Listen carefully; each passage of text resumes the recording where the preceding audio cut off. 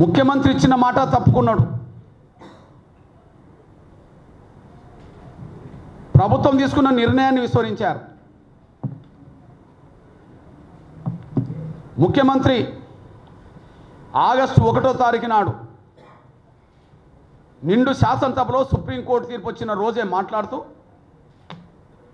గత నోటిఫికేషన్లు కూడా వర్గీకరణ వర్తింపజేస్తాము అని అన్నాడు. గత నోటిఫికేషన్లు కూడా వర్గీకరణ వర్తింపజేస్తాము అని అన్నాడు. గత నోటిఫికేషన్లకు వర్గీకరణ వర్తింపజేయకుండానే వర్గీకరణ చట్టం రాకముందే టీచర్ పోస్టులతో పాటు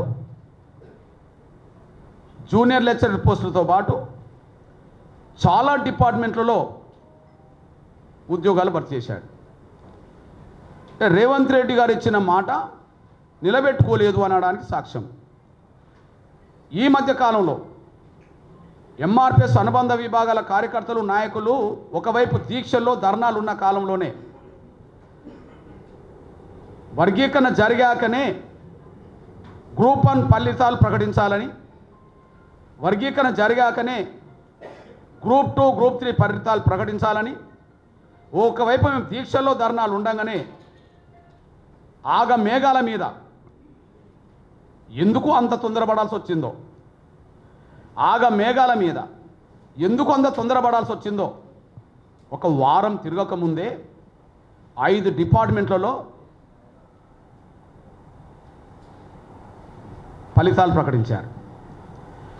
ఒక వారం తిరగకముందు ఉమ్మడి ఆంధ్రప్రదేశ్ మొదలుకొని తెలంగాణ రాష్ట్రంలో ఏనాడు కూడా ఒక వారం రోజుల్లోనే 5-6 డిపార్ట్మెంట్లో ఈ ఫలితాలు ప్రకటించింది ఎక్కడ కనిపించలే. ఒకవైపు నిన్న 18వ తారీఖు నాడు చట్టం తెస్తామని ముందే చెప్పి అంతకు ముందే 11, 12, 14 తారీఖుల్లో గ్రూప్ 1, గ్రూప్ 2, గ్రూప్ 3 ఫలితాలను ప్రకటించారు.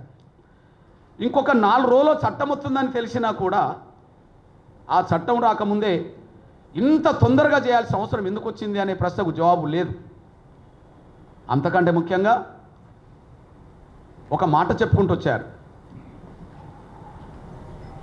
గతంలో నోటిఫికేషన్లు ఇచ్చినప్పుడు వర్గీకరణ లేదు కదా, గతంలో నోటిఫికేషన్లు ఇచ్చినప్పుడు వర్గీకరణ లేదు కదా, మరి గతంలో నోటిఫికేషన్ వచ్చినప్పుడు వర్గీకరణ లేనప్పుడు ఆ నోటిఫికేషన్లకు ఇప్పుడు వర్గీకరణ ఎట్లా వర్తింపజేస్తామని చెప్పి ఇప్పుడు మళ్ళీ ముఖ్యమంత్రి కాకుండా వేరే మంత్రులతోటి, వేరే దళారులతోటి, కొంతమంది ఎమ్మెల్యేలతోటి ముఖ్యమంత్రే మాట్లాడిస్తున్నాడు.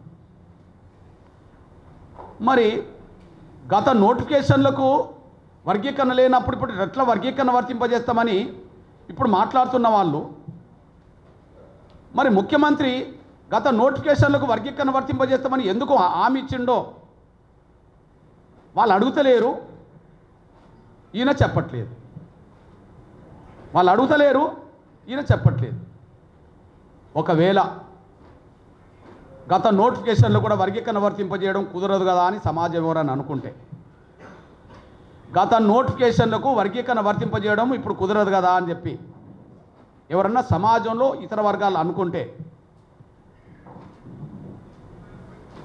మరి కాంగ్రెస్ ప్రభుత్వాలు ఉన్నప్పుడే ఈ ద్వంద్వ విధానం ఎందుకు వస్తుంది? కాంగ్రెస్ ప్రభుత్వం ఉన్నప్పుడే ఈ ద్వంద్వ విధానం ఎందుకు వస్తుంది? మీకు ఒక విషయాన్ని గుర్తు చేస్తున్నాను నేను. తెలుగుదేశం ప్రభుత్వం ఉన్నప్పుడు గ్రూప్ 1 పోస్టులకు సంబంధించిన విషయంలో 2003 నవంబర్ 11న గ్రూప్ 1 పోస్టులకు నోటిఫికేషన్ జారీ చేశారు. 2003 తెలుగుదేశం ప్రభుత్వం ఉన్నది. గ్రూప్ 1 పోస్టులకు 116 పోస్టులకు నోటిఫికేషన్ ఇచ్చారు. అప్పుడు వర్గీకరణ ఉన్నది. కాంగ్రెస్ ప్రభుత్వం వచ్చినాక దాన్ని మళ్ళీ రివైజ్ చేస్తూ అదే నోటిఫికేషన్ని మళ్ళీ రెండోసారి ఇచ్చారు. అది జూన్ 6వ తారీఖు నాడు ఇచ్చారు 2004. అప్పటికీ వర్గీకరణ ఉన్నది. అంటే వర్గీకరణ ఉన్నప్పుడే 2 సార్లు నోటిఫికేషన్ జారీ చేశారు. వర్గీకరణ ఉన్నప్పుడే ఎగ్జామ్ కూడా జరిగింది, రద్దు కాలే. కానీ ఫలితాలు ప్రకటించే సమయానికి ఫలితాలు ప్రకటించే సమయానికి సుప్రీంకోర్టులో ఎస్సీ వర్గీకరణకు వ్యతిరేకంగా తీర్పు వచ్చింది.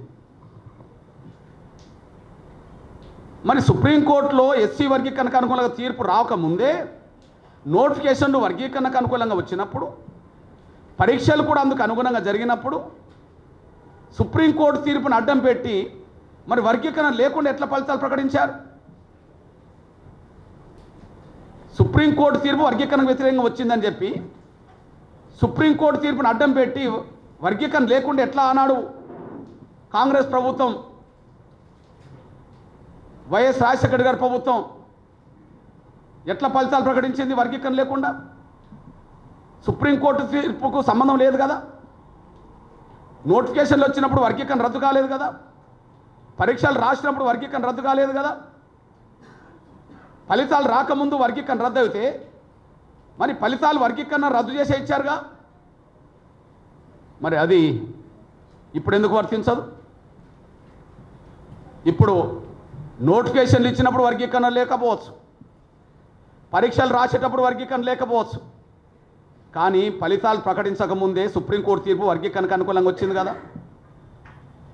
ఫలితాలు ప్రకటించకముందే సుప్రీంకోర్టు తీర్పు ఆగస్టు 1నే వచ్చింది కదా. మరి సుప్రీంకోర్టు తీర్పును ఆసరా చేసుకొని గతంలో సుప్రీంకోర్టు తీర్పు వల్లనే గత నోటిఫికేషన్లకు వర్తింపజేయలేకుండా వర్గీకరణ రద్దు చేసినాం కనుక ఇప్పుడు గత నోటిఫికేషన్లు వర్గీకరణ లేకపోయినా ఇప్పుడు సుప్రీంకోర్టు తీర్పు వర్గీకరణకు అనుకూల తీర్పు ఇచ్చింది కాబట్టి దానికి అనుగుణంగా గ్రూప్ 1 పరీక్షల ఫలితాలు కూడా వర్గీకరణకు అనుకూలంగా ప్రకటిస్తామని ఎందుకు నిర్ణయం తీసుకోలే? అంటే అప్పుడు కాంగ్రెస్ ప్రభుత్వం ఉన్నది, ఇప్పుడు కాంగ్రెస్ ప్రభుత్వం ఉన్నది. అప్పుడు నోటిఫికేషన్లు వచ్చినప్పుడు వర్గీకరణ ఉన్నది, కానీ ఫలితాలు ప్రకటించే సమయానికి వర్గీకరణ లేదు, ఫలితాలు వర్గీకరణ లేకుండా ప్రకటించారు. ఇప్పుడు సుప్రీంకోర్టు తీర్పు రాకముందు నోటిఫికేషన్లు వర్గీకరణ లేకుండా ఇచ్చిండ్రు, కానీ సుప్రీంకోర్టు తీర్పు వచ్చినాక వర్గీకరణకు అనుకూలంగా ఫలితాలు ప్రకటించలేదు, వర్గీకరణ లేకుండా ఫలితాలు ప్రకటించారు. అంటే అప్పుడు కాంగ్రెస్ ప్రభుత్వం మాలల ఒత్తిడికి తలొగ్గి వర్గీకరణ అమలు చేయలేదు. నోటిఫికేషన్లు వర్గీకరణకు అనుకూలంగా వచ్చినప్పుడు కూడా, పరీక్షలు కూడా వర్గీకరణకు అనుకూలంగా సందర్భంగానే జరిగినప్పుడు కూడా కానీ మాలల ఒత్తిడికి తలొగ్గి అప్పుడు సుప్రీంకోర్టు తీర్పును అమలు చేయించుకున్నారు.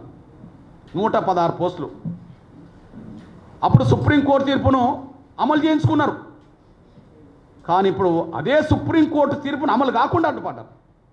అప్పుడు కాంగ్రెసే, ఇప్పుడు కాంగ్రెస్.